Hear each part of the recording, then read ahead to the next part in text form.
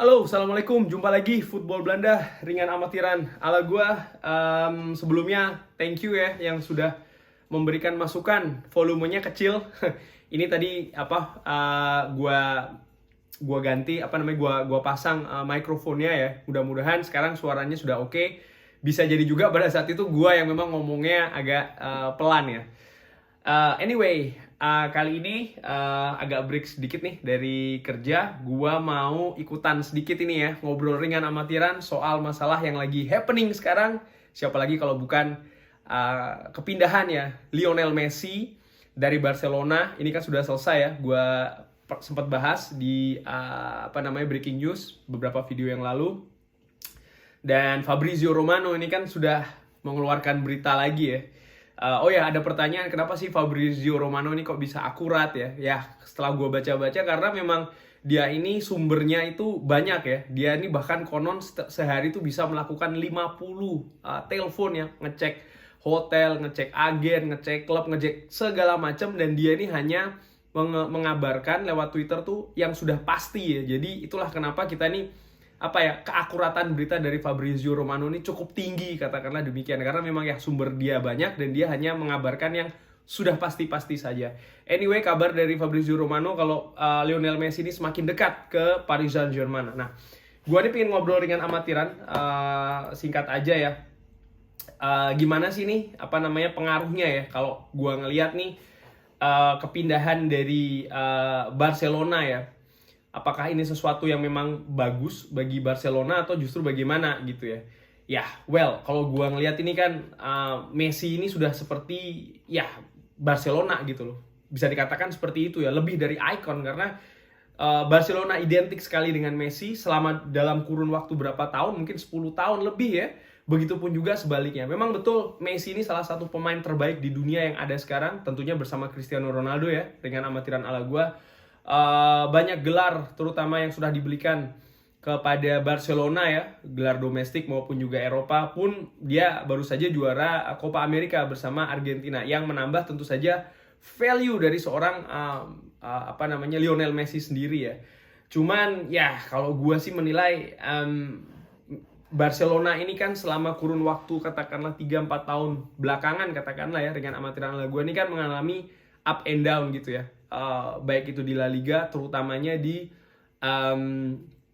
Eropa ya, di mana di masa-masa sebelumnya, terutama di zamannya Pep Guardiola, bagaimana dominannya katakanlah Barcelona ini di Eropa ya, bukan hanya di domestik di La Liga ya. Dan ini menurut gua kan memang ada beberapa banyak faktor, dan ya kalau yang gue baca, gue nggak begitu ngikutin ya, by the way, tapi ya maksudnya nggak secara intensif begitu ya ngikutin Barcelona atau La Liga. Cuman gue melihat ini kan memang bongkar pasang pelatih sering dilakukan ya, dan ya sudah menjadi rahasia umum kalau Messi itu sangat-sangat pegang kendali di dressing room ya. Dan sekarang kedatangan Ronald Koeman adalah seorang Belanda ya. Orang Belanda ini menurut gue cukup keras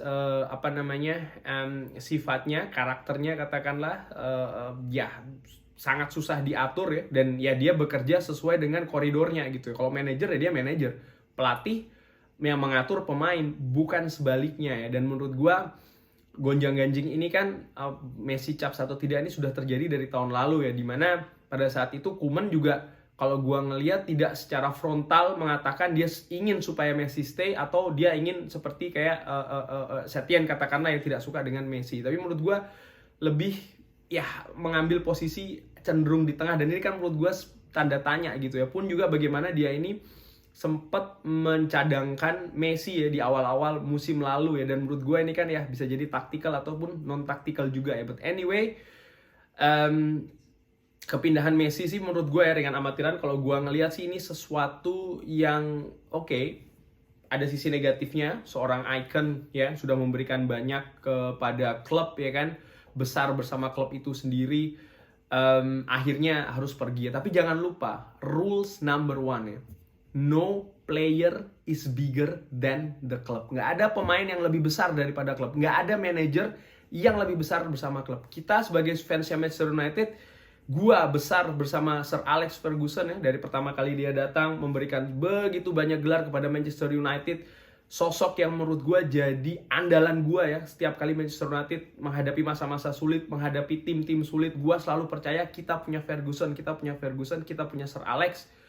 Benar Sir Alex selesai. Memang itu agak berat, tapi menurut gue memang is about the time gitu. Memang pada saat itu memang sudah waktunya. Sir Alex juga ya sudah semakin termakan usia. Sir Alex tidak mungkin selamanya ada di Manchester United, dan menurut gue, kalau gue ya dengan amatiran, memang ada pola pikir kayak lebih cepat lebih baik gitu ya, daripada ya terlambat, katakannya terlalu terlambat untuk menggantikan Sir Alex ya. Walaupun kemarin pergantiannya tidak smooth, katakanlah ya, tidak halus ya.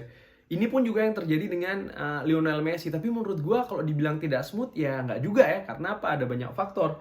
Bisa jadi memang perpindahan kemarin sudah dirancang ya. Banyaklah konspirasi teori yang yang terjadi dengan proses kepindahan Messi. Tapi jangan lupa, ketika Messi mau pergi tuh Memphis Depay sudah datang. Dan sekarang kita lihat ya bagaimana Koeman ini berangsur-angsur mempercayakan ya kepada seorang Memphis Depay yang merupakan sosok andalan juga di timnas Belanda ya.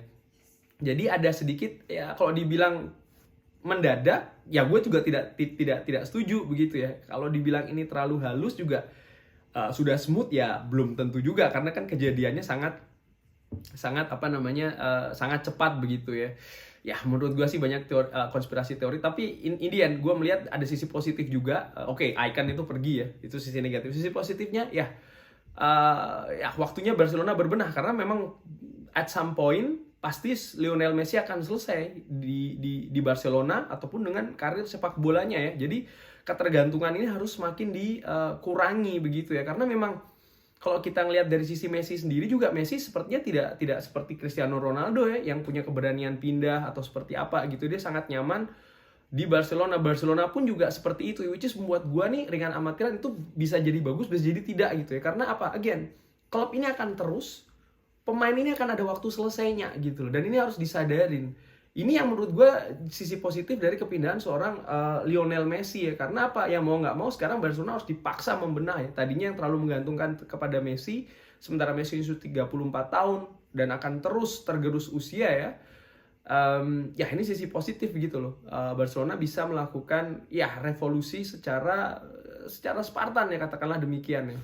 Dan kita akan lihat bagaimana ini skema Koeman tanpa Messi musim ini ya. Gua sih justru ringan amatiran memprediksi akan terjadi sesuatu ya. Bisa jadi Barcelona akan lebih, katakanlah ya, dari musim lalu ya.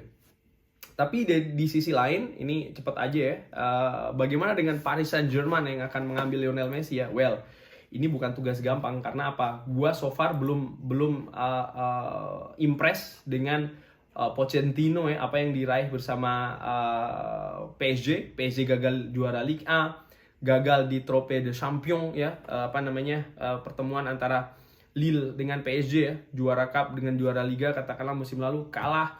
Di pertandingan pertama pun lawan Troyes juga tidak bagus ya, hanya menang 1-2 katakanlah.